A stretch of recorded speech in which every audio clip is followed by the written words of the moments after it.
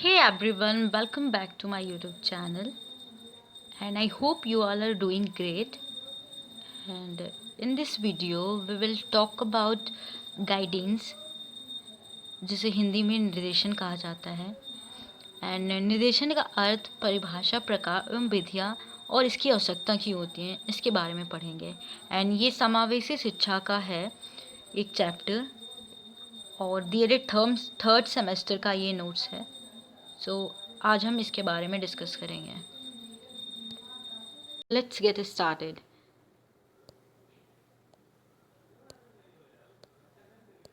So basically निर्देशन क्या होता है? निर्देशन एक प्रक्रिया होती है जिसके अनुसार एक व्यक्ति को सहायता प्रदान की जाती है जिससे कि वह अपनी समस्या को समझते हुए आवश्यक निर्णय ले सके और निष्कर्ष निकालते हुए अपने उद्देश्य को प्राप्त कर सकते। इसमें क्या होता है कि एक पर्टिकुलर व्यक्ति जिसके पास एक्सपीरियंस होता है वो एक व्यक्ति को क्या करता है, मदद करता है या सहायता करता है या सुझाव देता है ताकि वो अपनी प्रॉब्लम को जान सके और फिर उस प्रॉब्लम को सॉल्व कर सके और जो उसका उद्देश्य है वो उससे प्राप्त कर सके।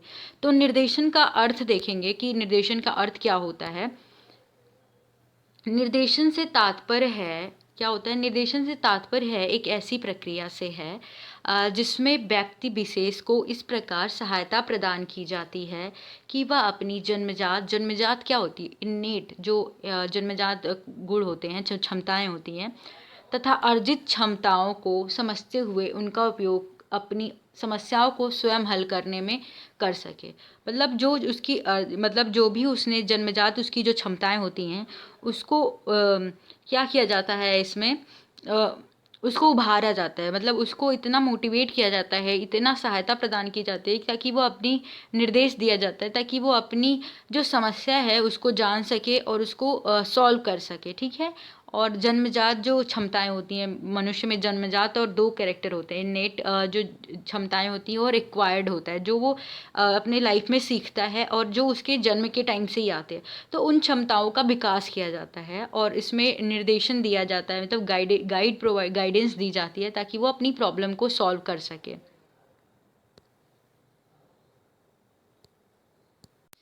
एंड अब हम जानेंगे परिभाषा या डेफिनेशन क्या होती है, निर्देशन की एग्जैक्टली डेफिनेशन क्या होती है। तो निर्देशन क्या होता है? वह प्रक्रिया है जो एक अनुभवी तथा ज्ञानी व्यक्ति द्वारा किसी अन्य व्यक्ति को उसकी क्षमता, कुशलता, अभिरुचि, व्यवहार तथा प्राकृतिक योग्यता को जानने तथा इनसे अधिकतम लाभ उठाकर खुद का तथा समाज का विकास करने के लिए दिया जाता है। तो आर्थर जोन्स ने जो डेफिनेशन दी है, हम डेफिनेशन एज इट इज़ लिखना ही होता है हमें।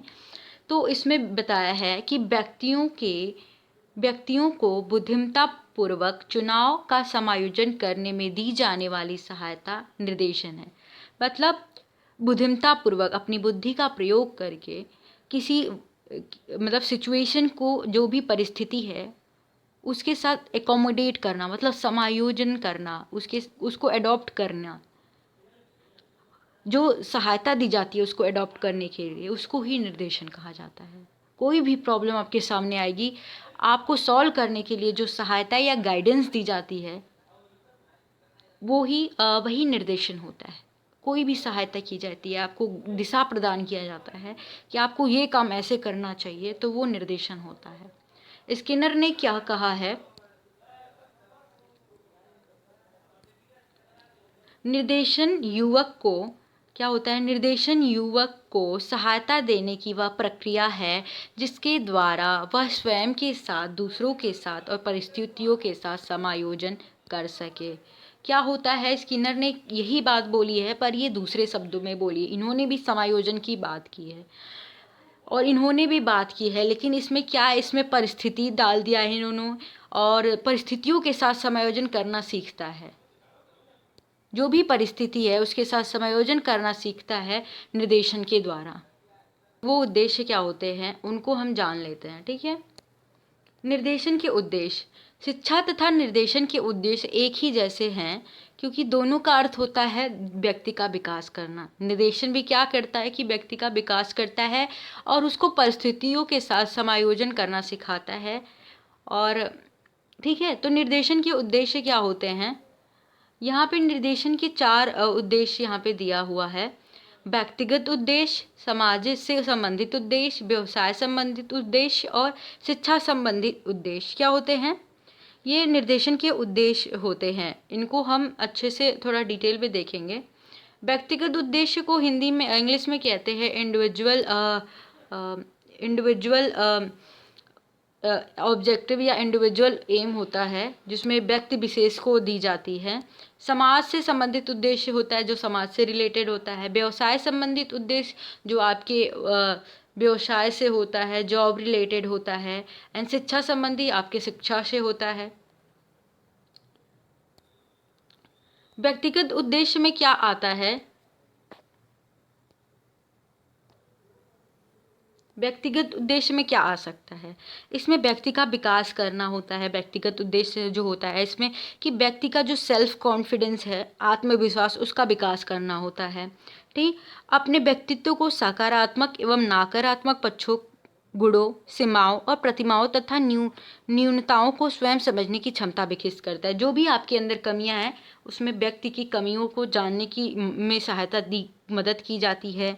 और व्यक्ति को अपनी आवश्यकताओं, क्षमताओं तथा रुचियों के आकर्षों के विषय में उचित समझ विकसित करना होता है। व्यक्तिगत उद्देश्य का यही है कि जिस व्यक्ति का जो रुचि है, जो क्षमताएं हैं, उसको जानने के लिए निर्देशन दिया जाता है। इसका उद्देश्य यही है कि वो अपनी क्षमताओं को जाने। ठीक है, व्यक्ति को अपनी क्षमताओं को समझने में सहायता देना ही निर्देशन का उद्देश्य होता है। ठीक, उसके बाद दूसरा है समाज संबंधित उद्देश्य। समाज संबंधित उद्देश्य में क्या हो सकता है, ये हम अच्छे से देखेंगे।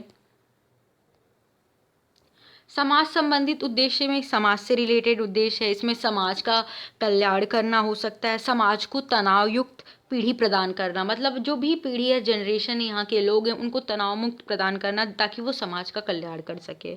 समाज की आवश्यकताओं एवं समस्याओं के प्रति व्यक्ति में उचित समझ पैदा करना होता है समाज से संबंधित उद्देश्य।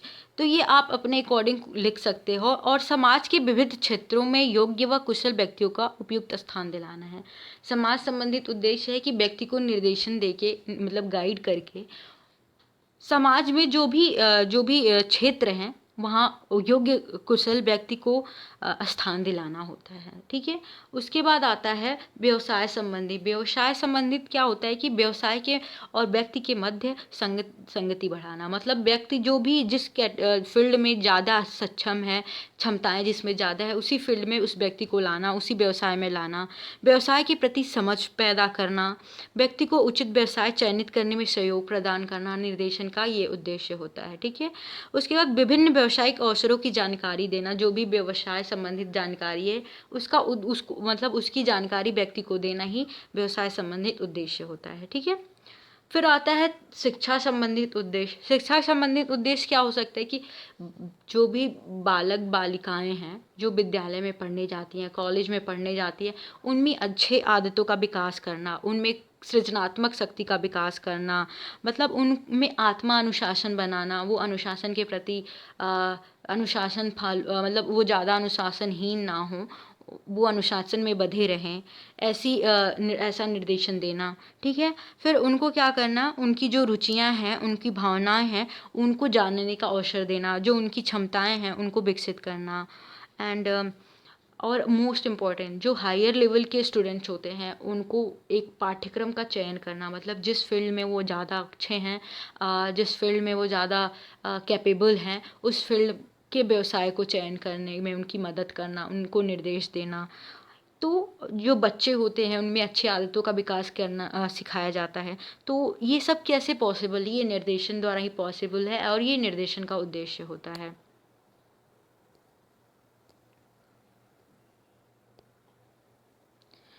निर्देशन की आवश्यकता क्यों होती है? ठीक है, निर्देशन की आवश्यकता क्यों होती है? निर्देशन की आवश्यकता जो होती है, वो निर्देशन की आवश्यकता सभी युगों में रही है। निर्देशन सभी किसी न किसी रूप में निर्देशन की आवश्यकता होती, चाहे वो कोई भी देता है आपको। पर आज इस देश में जो दशाएं उत्पन्न हो रही हैं, उन्होंने इस आवश्यकता को पर्याप्त रूप में बलवती माना है। मतलब जिस तरीके से तनाव, लोग बहुत स्ट्रेस में जा रहे हैं, सुसाइड कर रहे हैं, तो इस टाइम निर्देशन की आवश्यकताएं बहुत ज़्यादा हैं। निर्देशन की आवश्यकता है, शैक्षिक दृष्टिकोण से निर्देशन की आवश्यकता को हम पढ़ेंगे, मनोवैज्ञानिक दृष्टिकोण से निर्देशन की आवश्यकता और सामाजिक एवं आर्थिक दृष्टिकोण से निर्देशन की आवश्यकता के बारे में पढ़ेंगे। तो तीनों कैटेगरी के बारे में हम पढ़ेंगे। शैक्षिक दृष्टिकोण से निर्देशन की आवश्यकता का क्या मतलब है? इसमें शैक्षिक से मतलब आ रहा है शिक्षा संबंधित है। तो इसमें बच्चे को इस प्रकार निर्देश देना, बच्चों की सहायता करना ताकि वो सही पाठ्यक्रम का चयन कर सके। अव्यय एवं अवरोधन रोकने के लिए, अव्यय और अवरोधन आपको पता है कि अव्यय क्या होता है कि जो बच्चे बीच में 2 साल के कोर्स को बीच में छोड़ के चले जाते हैं, मतलब कोर्स कंप्लीट नहीं करते हैं। अवरोधन मतलब किसी कारणवश उनकी पढ़ाई में बाधा आता है, या तो लंच के बाद चले जाते हैं, या उनके घर में शादी कुछ ऐसा हो समारोह होता है जो उनमें पढ़ने में बाधा उत्पन्न करता है और वो एक ही क्लास में पढ़ते रहते हैं। तो इसको रोकने के लिए जो सुझाव दिया जाता है, जो निर्देशन दिया जाता है, इसलिए इसकी आवश्यकता है। बढ़ती छात्र संख्या, निर्देशन की आवश्यकता क्या है? निर्देशन द्वारा छात्रों की संख्या को बढ़ाना। रोजगार प्रतिस्पर्धा की आवश्यकता है, मतलब लोगों को कैपेबल बनाना, उनकी क्षमताओं का विकास कराना। फिर अनुशासनहीनता की समस्या को सॉल्व करने के लिए निर्देशन, आजकल के जो बच्चे क्या हैं, आजकल जो हो रहा है अनुशासनहीन हो गए हैं, वो किसी न किसी बात पे धरना प्रदर्शन करने लगते हैं, विद्यालय में तोड़ फोड़ करने लगते हैं। तो एक अनुशासन बनाने के लिए बच्चों को जो उनके नैतिक मूल्य हैं उनको सही करना। विद्यालय में संयोजन की समस्या, विद्यालय की जो समस्याएं हैं उनको सही करने के लिए कि विद्यालय में वो किस तरीके से रहें, इसलिए निर्देशन की आवश्यकता होती है। दूसरी बात, अब हम मनोवैज्ञानिक दृष्टि से निर्देशन की आवश्यकता क्यों होती है उसकी बात कर लेते हैं।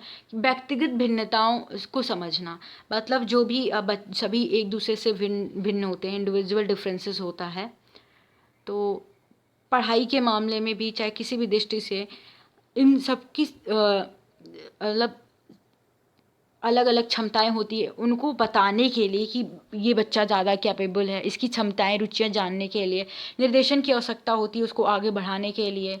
उचित समायोजन के लिए होती है, संवेगात्मक समस्याओं को सॉल्व करने के लिए, जो भी उसकी भावनाएं हैं जिसके कारण मतलब वो उसको ठेस पहुंच रही है, उसको दुख हो रहा है, उससे ताकि उसको तनाव ना हो, भावनाओं को कम करने के लिए निर्देशन की आवश्यकता होती है। उसकी समस्या को सॉल्व करने के लिए कि वो जो भावनाएं जो उत्पन्न हो रही हैं उसके अंदर उसका कारण क्या है, उसको जानने के लिए उसको इतना सहायता प्रदान की जाए ताकि वो सॉल्व कर सके उस समस्या को। खाली समय का सदुपयोग, ये बहुत ज़रूरी है कि खाली समय का सदुपयोग किस प्रकार किया जाए, किस चीज़ों में अपने किस कार्यों में अपने खाली समय को लगाया जाए, निर्देशन देना इसके लिए बहुत ज़रूरी है। आदर्श व्यक्तित्व का विकास करने के लिए निर्देशन की आवश्यकता होती है।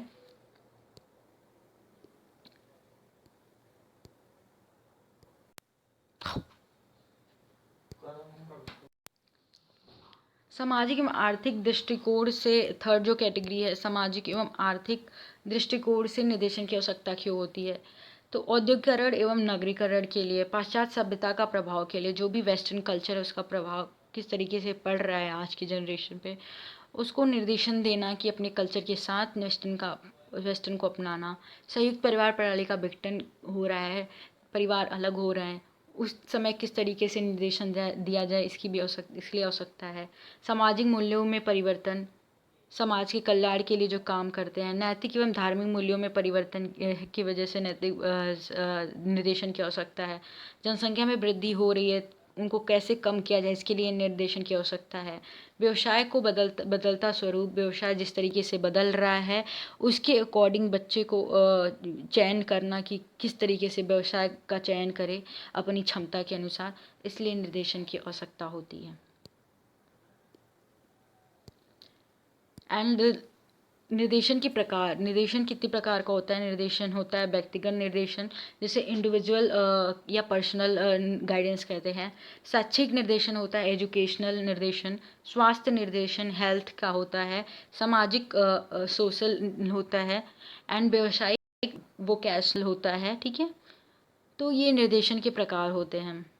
व्यक्तिगत निर्देशन आपको पता है क्या होता है, जिसमें व्यक्ति विशेष को निर्देशन दी जाती है, वो अपनी भावनाओं अपने व्यक्तित्व का निर्माण करे। शैक्षिक निर्देशन शिक्षा से संबंधित है। स्वास्थ्य संबंधित जो बीमारियां होती हैं, अब जो ऐसी आदतें हैं जो उसको बीमार कर सकती हैं, उनको बचाने के लिए स्वस्थ आदतों को अपनाने का निर्देशन देना। सामाजिक निर्देशन, आपको पता है समाज के कल्याण के लिए, व्यवसाय का चयन करने के लिए, व्यवसायिक निर्देशन भी यही है, व्यवसाय का चयन करने के लिए अपनी क्षमता के अनुसार। तो ये प्रकार होते हैं।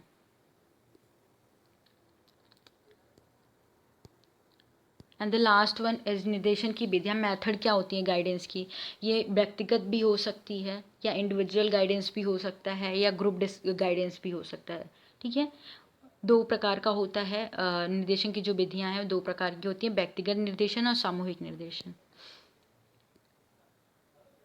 व्यक्तिगत निर्देशन को हम क्या कह सकते हैं कि एक समय में केवल एक छात्र को निर्देशन दिया जाता है।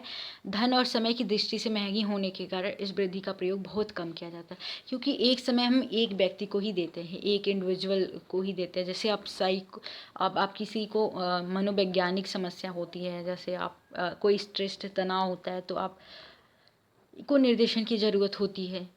और सामूहिक निर्देशन क्या होता है कि एक समय में काफ़ी छात्रों को निर्देशन प्रदान किया जाता है, और सामूहिक निर्देशन में धन और समय काफ़ी बचत होती है, और इस वजह से इस विधि का प्रयोग काफ़ी ज़्यादा किया जाता है। इसमें सभी बच्चों को ग्रुप में गाइडेंस ये दिया जाता है, निर्देशन दिया जाता है। और सामूहिक जो निर्देशन है उसका ज़्यादा महत्व है, क्योंकि ये कम समय में और कम महंगी भी होती है, तो ये देना आसान भी होता है। और ये बेसिकली परामर्श से तो बिल्कुल अलग है। परामर्श और निर्देशन दोनों अलग होते हैं। परामर्श तो प्रोफेशनल होता है। प्रोफेशनल इसमें क्या होता है, एडवाइस दी जाती है, प्रोफेशनल एडवाइस होती है उसमें। और ये एक साथ एक टाइम पे ही एक व्यक्ति को ही दी जा सकती है, जबकि निर्देशन क्या है, सबको दी जाती है।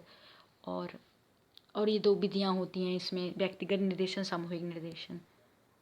और प्रोफेशनल और परामर्श को काउंसलिंग कहते हैं, और निर्देशन को गाइडेंस कहते हैं। तो थोड़ा सा डिफरेंस है, थोड़ा सा आपको जानना ज़रूरी है।